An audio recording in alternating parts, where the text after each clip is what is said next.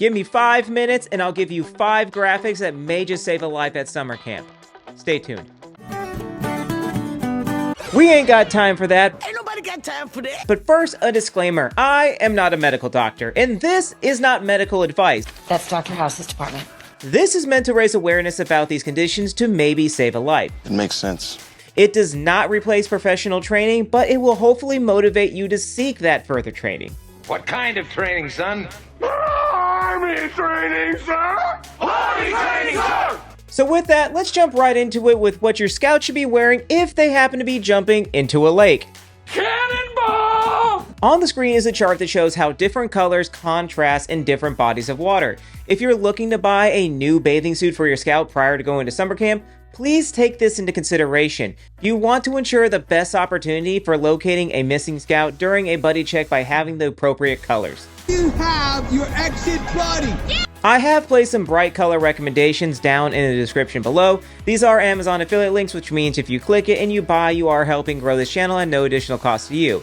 And with Amazon Prime Day coming up, you may get some hot deals. You know how I love a good deal. But speaking of hot, let's talk about heat injuries. Up on the screen is the Weather.gov heat injury graphic. I highly recommend that you go to that site, take a screenshot of this chart, and keep it in your favorites of your photo album. It's so damn hot. Heat injuries are really common among scouts and scouters alike, which is why I'm constantly recommending hydration packs in these videos.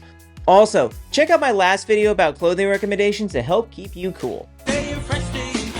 Also, something that should not be a shock to any of my vets out there, this is a bonus P chart for you guys to keep on hand, just to make sure that you and your scouts are hydrating appropriately. But speaking of shock, Go on.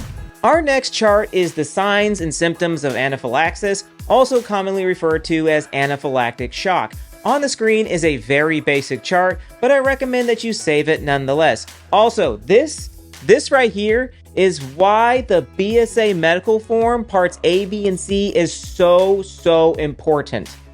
Why is that information so important, Commissioner? You do not want to learn on the trail at summer camp that your scout has a peanut allergy and someone just gave them a piece of beef jerky that was stored with trail mix.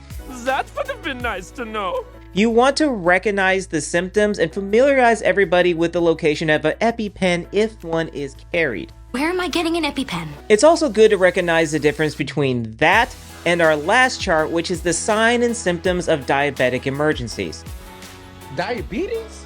Knowing the signs and symptoms of hyperglycemia versus hypoglycemia has helped me save a coworker from injury in the past. Knowing the difference and the location of a glucagon shot can save a life. A glucagon shot, for those who don't know, it's like an EpiPen if it was full of pure sugar, and sometimes comes in a variant that just goes up the nose. But it can help save a life if you know how to use it appropriately. And there you have it. But if you want to make sure that you're ready for summer camp, check out this playlist here. I've also placed the links down in the description for everything that I've talked about today, and make sure you do all that great YouTube stuff down below as well. But with that, I've been Matt with the Roaming Scouter, and I'll see you out there.